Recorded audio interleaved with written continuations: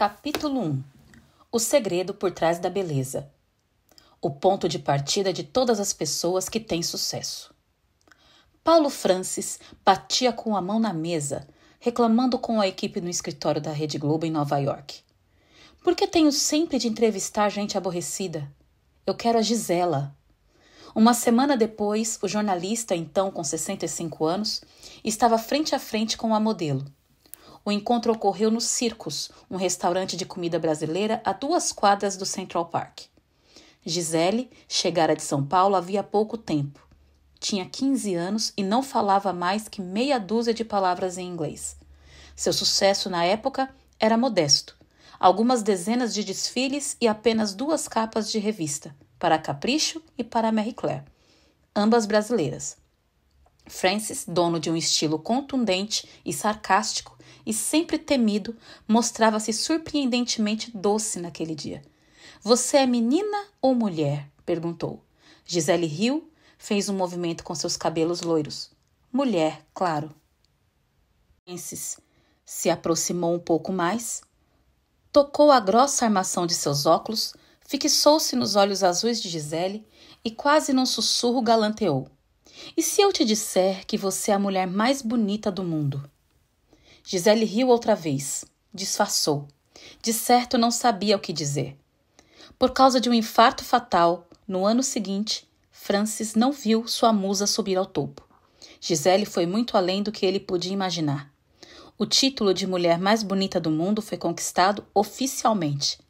Gisele tornou-se multimilionária. Foi considerada também uma das 100 pessoas mais influentes do mundo. E tudo isso em menos de uma década. O que há em tão pouco conhecida Gisele tinha que Francis, observador arguto, notou imediatamente. O enigma de Tamayo. O Upper West Side é um bairro que fica no lado oeste da ilha de Manhattan, acima da Rua 59, entre o Central Park e o rio Hudson. O local transpira tranquilidade. É conhecido como um dos 10 bairros residenciais mais caros dos Estados Unidos por hospedar a classe cultural e artística de Nova York. Elizabeth Gibson é uma escritora que mora na Rua 72. É alta, loira e elegante. Numa manhã de sábado, em março de 2003, ela saiu em direção a Broadway, a poucas quadras de onde mora. Como fazia todas as manhãs, tomaria café no charmoso Starbucks. Quando chegou à esquina da sua rua, em frente ao prédio residencial Alexandria, viu uma tela enorme abandonada entre 2 sacos de lixo. A pintura era quase inteiramente abstrata, mas distinguiam-se um homem, uma mulher e uma figura andrógina, num misto vibrante de roxo, laranja e amarelo, com uma delicada cobertura de areia. Elizabeth parou por um instante, observou a obra, intrigada, e seguiu seu caminho. Porém, continuou pensando na tela enquanto tomava café. Algo a impelia a voltar ao local e fazer uma segunda avaliação. Aquela pintura tinha algo muito poderoso, contou ela mais tarde. Ainda tentou se convencer do contrário. O quadro era muito grande, não caberia no apartamento e a moldura destoava de tão barata. Ainda hesitante, acelerou o passo no percurso de volta. Temia já não encontrar seu achado. Por sorte, ele ainda estava lá.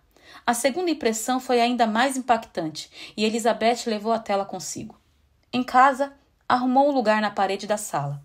Na manhã seguinte, ao passar pelo Alexandria, abordou o porteiro e perguntou-lhe se, por acaso, não vira alguém deixar uma tela no lixo no dia anterior.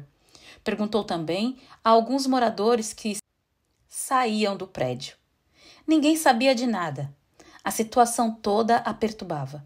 Telefonou para um amigo que trabalhava numa casa de leilões e contou-lhe sobre o quadro. Ele me perguntou se a pintura havia sido assinada.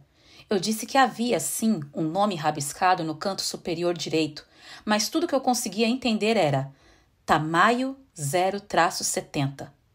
Ela acreditou por segundos que talvez descobrisse algo sobre a obra, mas ele não se interessou por aquele mistério, como eu, e desligou, dizendo que me procuraria caso descobrisse alguma coisa, relembrou Elizabeth. Meses depois, ao mudar a tela de lugar, deu-se conta de que havia carimbos estampados no verso. Um era do Museu de Artes Modernas de Paris, outro de Pearl Gallery, em uma antiga casa de artes de Manhattan, que havia fechado em 1996, e um terceiro na Galeria Richard Fading, também de Manhattan. Cada vez mais convencida de que a pintura era valiosa, explicou. Telefonou então para a Galeria Richard Fading, mas o enigma persistia. Não havia por lá registro algum da tela. Passado quase um ano, Elizabeth, ainda intrigada, contou toda a história a um estudante de artes que conheceu por acaso. Dias depois, ele trouxe um catálogo no qual constava uma pintura do México chamada Rufino Tamoio, vendida por $500.000. Fui até a biblioteca da universidade onde o rapaz estudava e lá encontrei uma pilha de livros sobre Tamayo, lembrou ela. Um deles tinha na capa nada menos que a pintura encontrada no lixo. Agora que ela sabia que o pintor e a obra eram famosos, uma nova pergunta não a deixaria dormir. Seria a tela original? Elizabeth achou melhor não deixar a obra exposta na sala. Com a ajuda de uma amiga, criou uma parede falsa no fundo do seu closet. Com cuidado, envolveu o quadro em cortinas velhas e escondeu-o ali, decidindo não falar mais publicamente sobre a tela. Tempos depois, leu que uma rede de televisão do estado de Maryland retransmitiria um documentário sobre obras-primas desaparecidas, incluindo uma obra de Tamoio. Elizabeth não teve dúvida de que ali estaria a informação que tanto procurava. Mas havia um problema. A emissora cobria a região de Baltimore, em Maryland, e Elizabeth estava em Nova York. Decidida a não perder a oportunidade, certificou-se de que chegaria a tempo e entrou no primeiro ônibus para Baltimore. Chegou ao hotel em cima da hora. No quarto, largou a bolsa sobre a cama. Começava, enfim, o programa que esclareceria o mistério que, para ela, já tinha 4 anos. A tela, 3 personagens, pintura original de Rufino Tamoio, havia sido roubada de um casal em Houston, no Texas, 2 décadas antes. Objeto de investigação do FBI, seu valor estimado era de $1 milhão.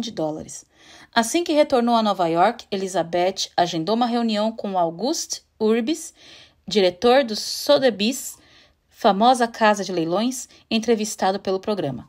Ao chegar à casa dela, Urbis reconheceu imediatamente a tela. Era de fato a obra-prima original.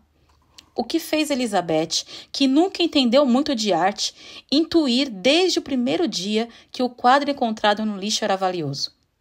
Porque, durante tanto tempo, ela fez o possível para desvendar esse mistério.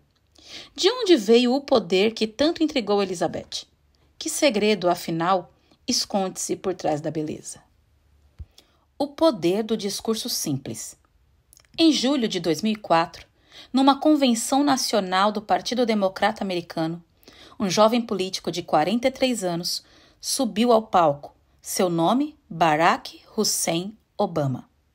Até ser escolhido para fazer um pronunciamento naquela convenção, Obama era praticamente desconhecido no meio político americano. Sua área de atuação se restringia ao estado de Illinois, onde, em 1996, havia sido eleito membro do legislativo local. Fora isso, atuaria como líder comunitário, advogado e professor de direito constitucional na Universidade de Chicago. Em 2000, tentara eleger-se para o Congresso americano e não conseguira. Apesar desse fracasso, anunciou 3 anos depois sua candidatura ao Senado. Obama venceu as primárias do partido mesmo enfrentando uma luta desigual contra políticos tradicionais. A vitória fez com que o escolhessem para orador de honra na Convenção Nacional. Era tudo de que Obama precisava. Ao final de 15 minutos, seria um ídolo nacional. Esse pronunciamento entrou para a história como o discurso. Enquanto falava, Obama foi capaz de retirar as pessoas de onde estavam e transportá-las para os diversos lugares que marcaram a sua longa trajetória familiar. Levou-as por um passeio pelas vilas pobres do Quênia, onde seu pai nasceu. Depois trouxe-as para as fazendas do Kansas, terra natal de sua mãe. Em seguida levou-as com seu avô ao Havaí. Depois seu percurso subiu até Harvard, onde graduou e logo desceu outra vez para os lugares mais pobres de Illinois, nos quais, mesmo tendo um diploma de primeira linha, prestou serviços comunitários por anos. Partindo de diferenças, Obama criou semelhanças. Ele uniu cores, nações, raças, crenças e posições sociais. Num país como os Estados Unidos, o nome de uma pessoa não deve ser um problema para alcançar o sucesso, disse ele para justificar seu nome incomum, desassociando-o de inimigos como Saddam Hussein e Osama Bin Laden. No final do discurso, quando disse a última frase, Obama havia transformado sua história pessoal na história de cada americano. Seu discurso franco cativou o coração de milhões de pessoas. Provavelmente você já presenciou um momento parecido. Um professor, um palestrante, um líder empresarial sobe ao palco e encanta com a mesma elegância simples, porém mágica de Obama.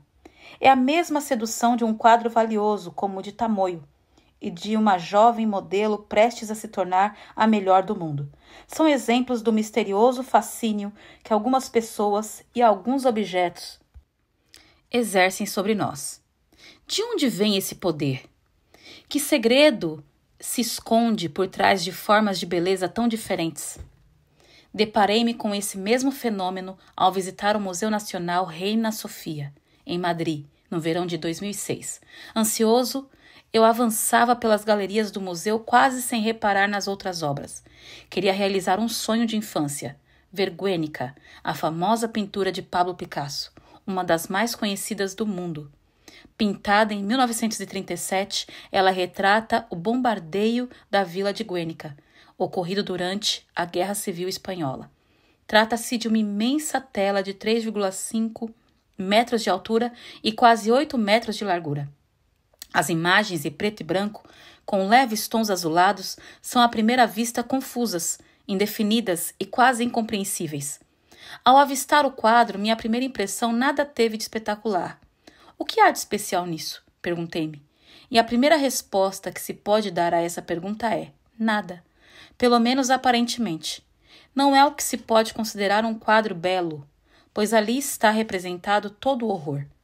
Decidi então explorar a pintura com mais cuidado e logo o encanto se revelou.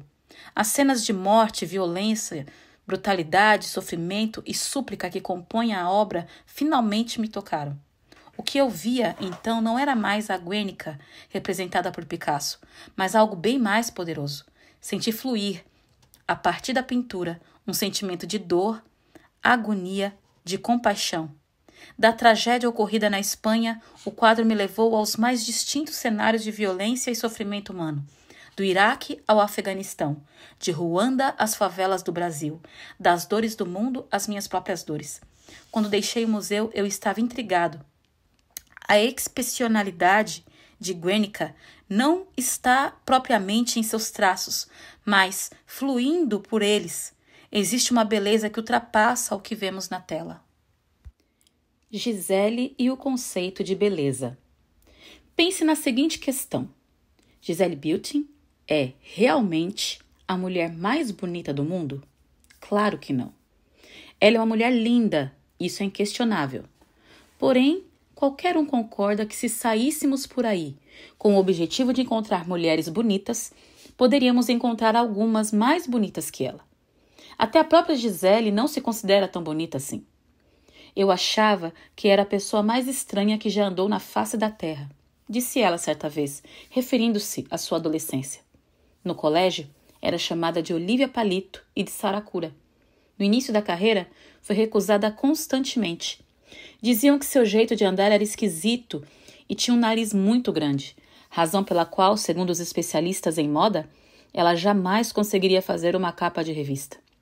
Ainda hoje, ela mesma acha que seu nariz não é o ideal. Antes da fama, também implicava com seu cabelo.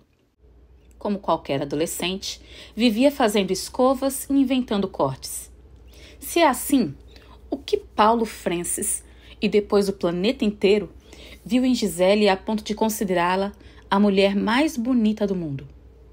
Como ela conseguiu passar essa impressão?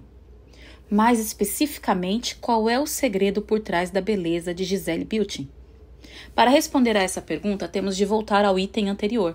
em que eu disse que, ao deixar o Museu Reina Sofia, em Madrid, tive a impressão de que a expressionalidade da obra Guernica não está propriamente em seus traços, mas flui por eles. A mesma certeza me acompanha quando vejo o desempenho de pessoas como Gisele, Obama e tantas outras. Se no caso de Gisele, essa força não é a beleza física, como somos levados a pensar que força é essa? Vamos analisar o que alguns profissionais que cercam Gisele disseram sobre ela. Gisele é a expressão máxima da vocação para o que faz, afirmou o fotógrafo brasileiro Bob Wilferson, que trabalhava com a modelo desde que ela estreou aos 14 anos. No início da carreira, num dos primeiros ensaios que Gisele fez, o Wilferson disse a ela, chore, e Gisele chorou. Ela é um gênio na passarela e na frente das câmeras. Elogiou Wolferson, que completou, há uma palavra-chave que define seu potencial, autocontrole. Steven Meisel, um dos fotógrafos internacionais mais reconhecidos do mundo da moda, afirmou a mesma coisa. Gisele é uma camaleoa e uma boa atriz, argumentou. Se a atriz faz parte do ofício de modelo, explicou. Ela é capaz de encarnar, com uma facilidade incomum, uma série de emoções distintas. A opinião de Meisel e Wolferson foi reforçada pela estilista Donatella Versace. Seu estilo dá vida à roupa, tornando-a expressiva e sexy, revela. O interessante é que nenhum dos 3 depoimentos faz referência à beleza física de Gisele. O que Meisel, Wolferson e Donatella exaltam é a habilidade e o talento que ela possui para encarnar diferentes papéis e expressar emoções de forma genuína ao se apresentar na passarela ou em frente às câmeras. Não é apenas a sua beleza física, mas como ela faz o que faz, que é a diferença. Essa parece ser a chave do mistério de todas as histórias de sucesso. Assim como a pintura de Picasso, o discurso de Obama e o quadro de Tamoio, a beleza de Gisele é o resultado de uma força que influi por ela. Seu talento natural aprimorado à perfeição. Paulo Francis, ao afirmar que Gisele era a mulher mais bonita do mundo, foi sutil o bastante para perceber isso. Em outras palavras, o que admiramos quando Gisele entra na passarela ou quando ela posa para um fotógrafo não é puramente a harmonia dos seus traços e sua forma física, embora sejamos muitas vezes iludidos por essa sensação. O que nos encanta, na verdade, é o seu talento. No começo, eu não tinha ideia do que era ser modelo, confessou ela. Eu não sabia que quando se está no palco ou em frente às câmeras atuando como modelo, você precisa se tornar outra pessoa, incorporar uma personagem, revelou. O que Gisele chamou de incorporar uma personagem é nada mais do que dar vazão ao talento. Ao longo da carreira, ela aprimorou esse talento a ponto de atingir a perfeição. Isso nos ensina 2 lições fundamentais para compreender o sucesso. A primeira lição nos mostra que o segredo por trás de toda beleza é a manifestação natural de um talento genuíno, desenvolvido até praticamente atingir os limites da perfeição. Tire o talento para a oratória de Barack Obama, ou o jeito singular de desfilar e a virtude fotogênica de Gisele, e eles serão mais uma das pessoas nas quais esbarramos pela rua e que não despertam nossa atenção. A segunda lição deriva da primeira e é muito simples, porém conclusiva. Se você negligenciar seu talento, estará negligenciando sua maior força. Descobrindo os pontos fortes. Valdir Bilchen, pai da Gisele, é um homem alegre, comunicativo e dono de uma energia bastante incomum. Fala rápido, com inúmeras pausas e inflexões de voz. Seu currículo é amplo e eclético, mas, acima de tudo, é um especialista em treinamento pessoal. Na década de 1990, iniciou um fascinante trabalho que chamou de Estudo do Perfil Pessoal. Valdir aplicou esse estudo nas empresas que assessorou com o objetivo de descobrir o talento de cada membro de uma equipe e investir nele. Uma vez descoberta a habilidade de cada integrante de um time, a empresa é estimulada a oferecer condições para que essa pessoa passe a atuar na área em que essas atribuições contribuirão para desenvolver seu potencial, explicou ele. Ele acreditava tanto nessa ideia que, à medida que cada uma de suas filhas completava 14 anos, usava o estudo de perfil pessoal para descobrir suas habilidades. Depois, sugeria que investissem numa área que desenvolvesse esse potencial. Essa é uma ideia muito simples. Não existe nada de novo e de misterioso nisso, mas quando aplicada, cria resultados espantosos, garantiu. E ele explicou por quê. Construir sobre o talento faz com que as pessoas despertem a curiosidade e a paixão que trazem dentro de si, e não há fonte de energia maior do que essa. Segundo Valdir, tudo o que precisamos é descobrir onde está nossa paixão e nossa curiosidade e atuar nessa área. Esta parece ser uma questão muito óbvia. O problema está no fato de que acontece exatamente o contrário no nosso dia a dia. Nós somos levados a ignorar nosso talento. Imagine, por exemplo, que você tenha uma facilidade enorme para aprender matemática, mas que suas notas sejam um desastre em gramática. As lições de matemática já estão concluídas enquanto o professor repete algum ponto que um colega não compreendeu. Você se sente desafiado pela matemática, ela lhe estimula. Você olha para seus colegas e se pergunta como conseguem complicar tanto algo tão simples. Com a gramática, entretanto, acontece o contrário. Falta ânimo e curiosidade. O conteúdo é chato, as regras gramaticais não lhe despertam interesse. O livro de matemática está rabiscado com exemplos e anotações. O livro de gramática está intacto como se ainda fosse novo. O que geralmente acontece nesses casos? Você é obrigado a ter aulas de reforço em gramática, certo? Seus pais lhe mandam estudar gramática. O coordenador do colégio chama em sua sala e o aconselha a estudar gramática.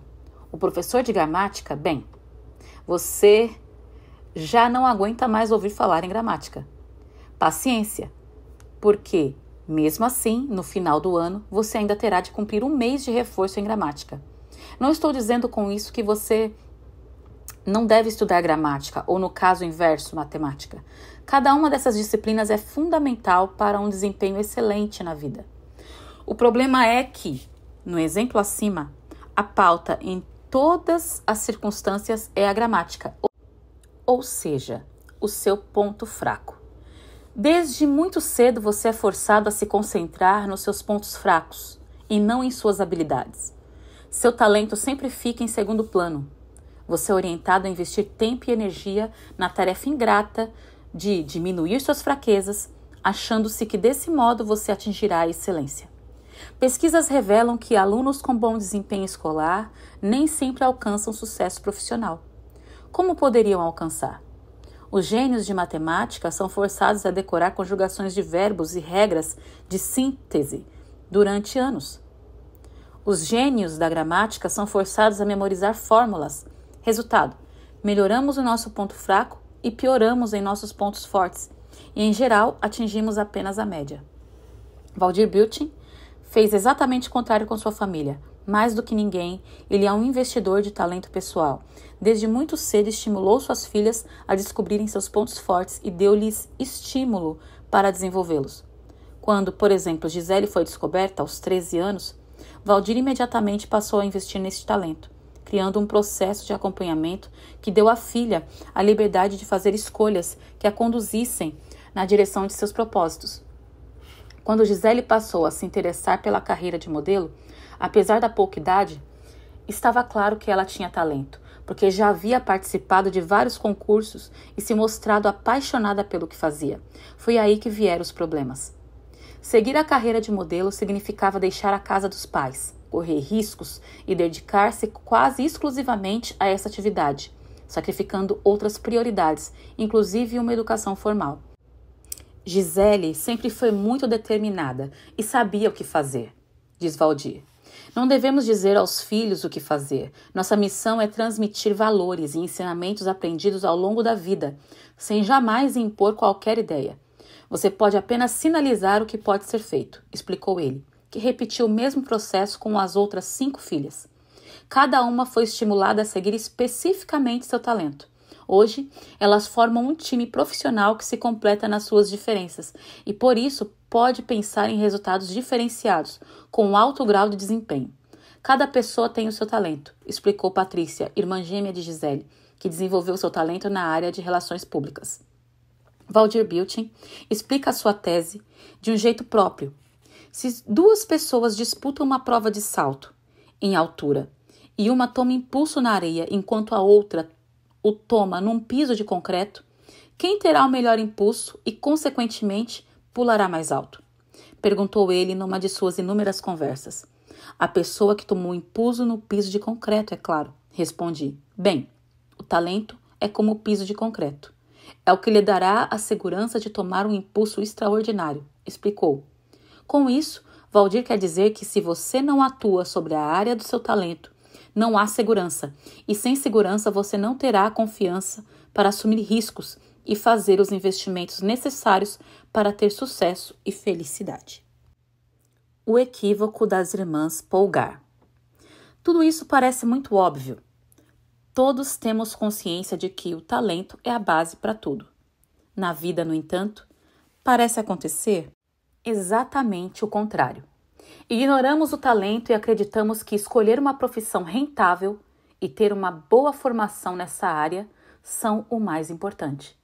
Mas não, isso não é o mais importante. Um bom exemplo do quanto o talento é fundamental para quem busca o sucesso e a satisfação pode ser visto na obra do psicólogo e pedagogo húngaro Laszlo Polgár.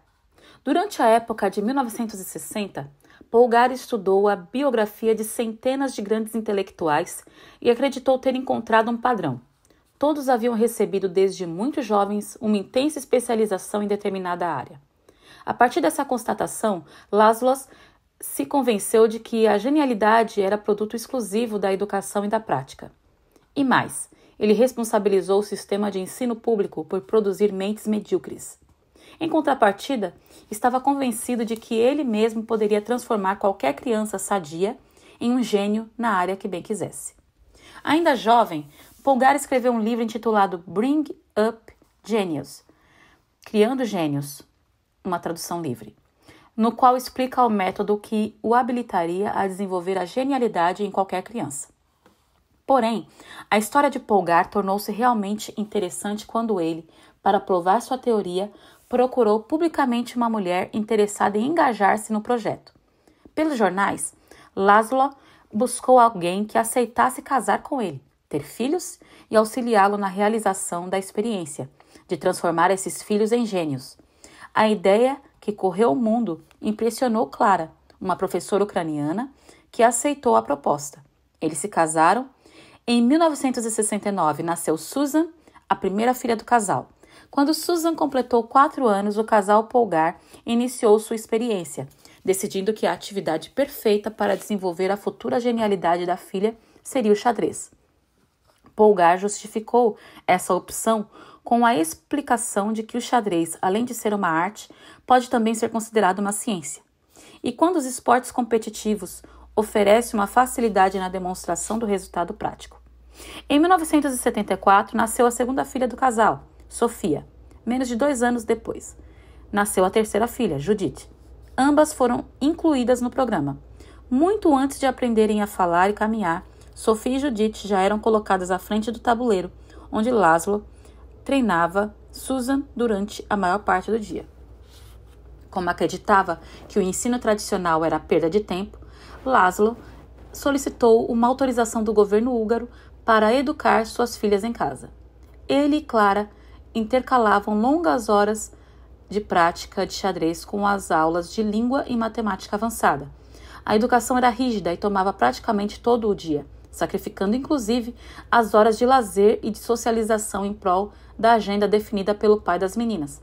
Susan, por exemplo, já no início da adolescência, falava fluentemente 7 línguas. Meu pai acreditava que era preciso aproveitar o tempo da infância em vez de desperdiçá-lo brincando ou assistindo à TV, explicou ela mais tarde. Ele defendia a ideia de que o talento inato não é nada e de que 99% do sucesso é resultado de trabalho duro, disse Susan. E eu concordo com ele, completou. Ao longo de toda a infância e na maior parte da adolescência, as irmãs Polgár respiraram xadrez. Centenas de livros sobre o assunto ocupavam as prateleiras da casa.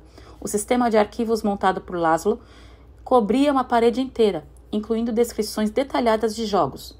técnicas e dados sobre possíveis oponentes das filhas. Até mesmo a decoração da casa era composta por enormes quadros que retratavam lances e jogadas de grandes campeões de xadrez de todos os tempos. Qual foi o resultado de todo esse esforço? Com tamanha disciplina, prática e dedicação no aprendizado da técnica de xadrez, e lógico que as irmãs Polgar obtiveram um sucesso considerável. Mas será que elas realmente chegaram ao topo e especificamente permaneceram nele? Aos 17 anos, Susan se tornou a primeira mulher a se qualificar para o que na época era chamado de Campeonato Mundial Masculino, mas justamente por o campeonato ser masculino, ela não pôde participar. Em 1988, as 3 irmãs competiram em equipe na Olimpíada Feminina e obtiveram a primeira vitória húngara contra os soviéticos. Todas tiveram conquistas consideráveis. Das 3, porém, Judith, a mais nova, destacou-se. No entanto, nenhuma das irmãs chegou a vencer o campeonato mundial, o que seria alcançar o nível mais elevado. E mais frustrante, quando completaram 20 anos, idade em que a maioria dos enxadristas ainda luta por seu lugar no topo, as irmãs Polgar desistiram do projeto de seu pai, afirmando que há mais coisas na vida além de xadrez. Ao longo dos anos, a história das irmãs Polgar foi amplamente usada por teóricos que tentaram provar que ter ou não talento é irrelevante. Mas, se analisarmos a experiência de Laszlo de maneira mais profunda, veremos que a análise desses teóricos é vaga e incompleta. Jogar xadrez exige 3 diferentes ações do cérebro. Para se tornar um bom jogador, o cérebro primeiro precisa compreender as regras, ou seja, o que cada peça pode fazer dentro dos limites estabelecidos. Depois, ele precisa visualizar eventuais jogadas e, por último, analisar qual jogada é a mais vantajosa. Esses 3 fatores podem ser desenvolvidos até certo ponto, é claro, sem a necessidade de talento. Porém, ao propor sua experiência, Laszlo acreditava que o desempenho no xadrez não apenas traria reconhecimento às filhas, como também as faria felizes. Mas não foi bem isso que aconteceu. Afinal, foi a busca pela felicidade que as fez desistir do xadrez.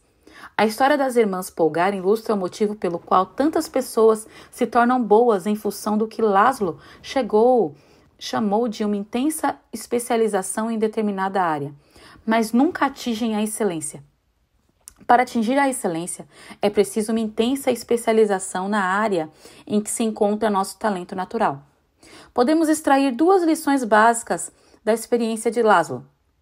A primeira reafirma tudo o que falamos até aqui, ou seja, que é virtualmente impossível criar um desempenho notável que alcance os limites da perfeição, como os de Gisele, Tamoio, Obama e Picasso, tendo apenas conhecimento e aprendizado de técnicas.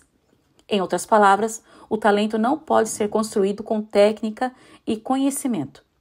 A teoria de que cada um pode ser o que bem quiser, bastando para isso adquirir conhecimento e disciplina necessária para aplicá-lo, é falsa. A segunda lição nos ensina que a disciplina, a técnica e o conhecimento tornam as pessoas melhores em qualquer área, mas nada compensa a falta de talento. Eu queria ser campeã mundial, mas agora sei que isso nunca acontecerá, disse Susan. Está bom ter sido boa ou muito boa. Não há motivos para ser melhor, entregou ela, logo a seguir consolando-se. O risco de investir uma vida inteira em treinamento repetitivo sem ter talento como base é justamente ficarmos saturados antes de alcançar os resultados que desejamos. Melhorar em qualquer atividade requer persistência. Para resistir à tentação de relaxar, precisamos de combustível, ou seja, de paixão e curiosidade pela atividade que desenvolvemos. A seguir, vamos compreender melhor por que isso acontece, e um bom começo para isso é definir o que é o talento. Definindo talento. Todos temos uma ideia do que é uma pessoa talentosa. Obama é um político talentoso. Gisele tem talento para o que faz. É sempre fácil reconhecer o talento. O problema surge quando somos questionados sobre a origem do talento. Como ele se forma? Ele é um privilégio de poucos ou está em todos nós? É espantoso que, embora o talento seja a base da nossa vida, a maioria de nós não tem a mínima noção de como ele se forma e do que, na verdade, ele é. O que é um talento? As pessoas divergem, mas, na essência, dizem a mesma coisa. Talento é uma aptidão para fazer alguma coisa com uma naturalidade superior à maior parte das outras pessoas. Tente lembrar o momento em que você recebeu seu primeiro brinquedo. O que quer que tenha sido, um caminhão de bombeiro, uma boneca, um kit de médico ou um capacete de astronauta. Você dizia para todo mundo que quando crescesse seria um bombeiro, um estilista, um astronauta ou um médico. Essa paixão inocente por determinada profissão, sem se preocupar com salário, status social e o que seria necessário para alcançá-la, é um forte indício de onde está seu talento. É esse sentimento infantil de eu quero fazer isso porque quero, sem precisar explicar os motivos que precisamos redescobrir. Em outras palavras, descobrir nosso talento é deixar nosso brinquedo interior revelar-se. Todos nós temos um. E quando você vir o seu, vai reconhecê-lo imediatamente. Talento é exatamente esse brinquedo interior. Como o talento se origina e se manifesta em nós? Essa aptidão natural depende, pelo menos em grande parte, da formação das interconexões entre os neurônios do nosso cérebro. Essas interconexões se formam quase totalmente ainda durante os primeiros anos da infância, razão pela qual não é mais possível, depois de certa idade, alterar a configuração dessas conexões, ao menos de maneira radical. E, por consequência, alterar nosso talento ou até mesmo desenvolver um talento novo. Isso explica por que nossos talentos são inatos, vitalícios e insubstituíveis. Por essa razão, se você possui uma aptidão para a matemática, por exemplo, por mais gramática que estude, nunca aprenderá com a facilidade que possui para aprender matemática. O mistério desse processo está nas sinapses, que ocorrem ao longo da infância, ou seja, nas conexões entre neurônios. Cada neurônio se comunica com milhares de outros e interconexões se fortalecem na medida em que recebem estímulos, criando espirais padrões em torno desse neurônio.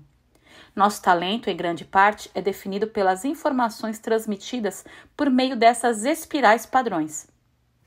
O cérebro de uma criança produz trilhões de sinapses e mais do que o cérebro de um adulto.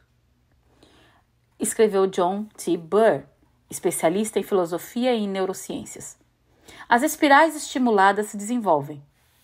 As espirais ignoradas definham ou são completamente eliminadas. Como um escultor que talha a madeira, dando forma à escultura, os estímulos captados pelo cérebro moldam nossas aptidões. Contudo, esse processo tem pouco ou nada a ver com inteligência. De acordo com Brewer, nossa inteligência depende muito mais do quanto usamos e estimulamos as nossas conexões mais fortes. Uma vez que a configuração da nossa rede mental é definida, o cérebro passa a operar melhor nos campos em que as conexões se estabeleceram com maior intensidade e nossos espirais padrões são mais fortes. Por isso, nesses campos, aprender-se torna mais fácil. É também onde está o nosso talento. Por tudo isso, é possível dizer que o talento é resultado de uma combinação entre herança genética e as experiências durante os primeiros anos da infância. Juntos, genes e estímulos formam as habilidades. De acordo com Brewer, não há risco de ficarmos para trás, por não termos recebido os estímulos cognitivos adequados durante a infância. Ele argumentou que, embora genes e estímulos tenham um papel importante na formação cognitiva, a ideia de provocar o estímulo certo ou de ser vítima de uma ausência de estímulo é muito mais um mito do que uma realidade. A formação de padrões comportamentais ocorre em estágios conhecidos como períodos críticos, que são janelas ao longo do desenvolvimento do nosso cérebro, que pode dificultar a tentativa de causar um estímulo voluntário numa criança, de acordo com Brewer. É não sabermos em qual momento, ao longo do desenvolvimento cerebral, essas janelas se abrem. O cérebro se alimenta de estímulos que acontecem a toda hora, em qualquer lugar e de forma singular, fugindo absolutamente de qualquer controle externo, concluiu Brewer. Por isso, uma criança que cresce rodeada de psicólogos encarregados de provocar estímulos com o objetivo de torná-la um gênio não tem nenhuma vantagem sobre outra que passa seus dias com uma babá que não possui nenhuma especialização. Vamos fazer um pequeno exercício para compreender a relação entre o talento e nossas configurações cerebrais. Imagine que suas conexões sinápticas sejam um sinal de internet sem fio. O sinal mais forte, a conexão 1, possibilita um acesso instantâneo. Você consegue fazer sua pesquisa de forma mais ágil e eficiente. O sinal seguinte, a conexão 2, é um pouco mais fraco. Você consegue acessar a internet, mas a velocidade da conexão não é alta. O terceiro sinal, a conexão 3, já é bem mais fraco. Você ainda consegue acessar a internet, mas demora mais para abrir a página inicial do seu provedor. Sua pesquisa é mais lenta e a eficiência e a agilidade estão comprometidas. E assim por diante. Quanto mais você se afasta da conexão principal, a conexão 1, mais o sinal se enfraquece e os resultados ficam cada vez mais comprometidos. O serviço fica mais lento, até que, em certo ponto, não há mais conexão e o acesso se torna impossível.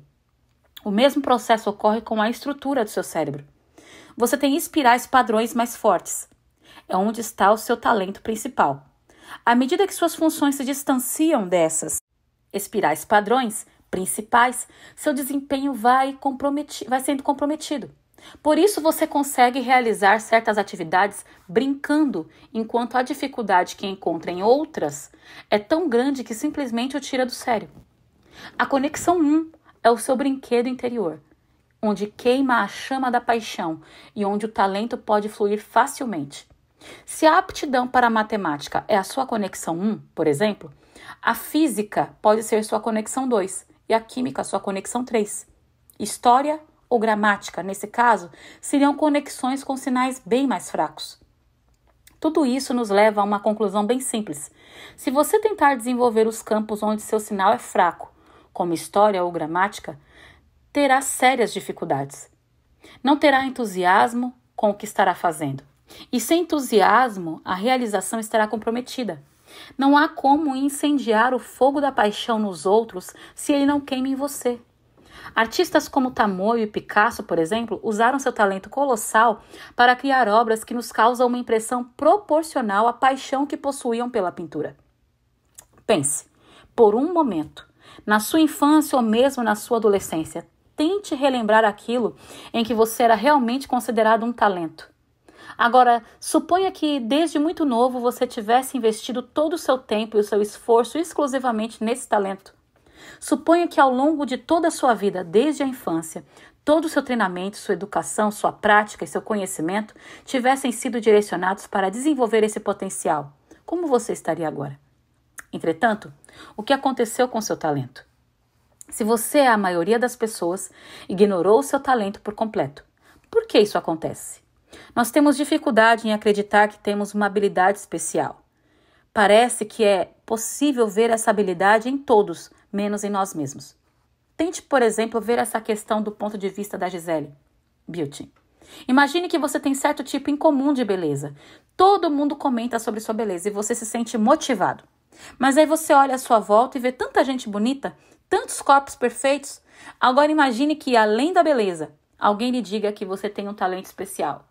Mas que talento? Você perguntará a si mesmo. Desfilar? Fazer pose para fotógrafos? Uma coisa tão simples, tão corriqueira, tão trivial? Quem não sabe fazer isso? Por que você acreditaria ser capaz de ganhar dinheiro fazendo isso? Por mais trivial que possa parecer, esse é um dos principais motivos pelos quais grande parte de nós vive uma vida profissional entediada, medíocre e longe do nosso potencial.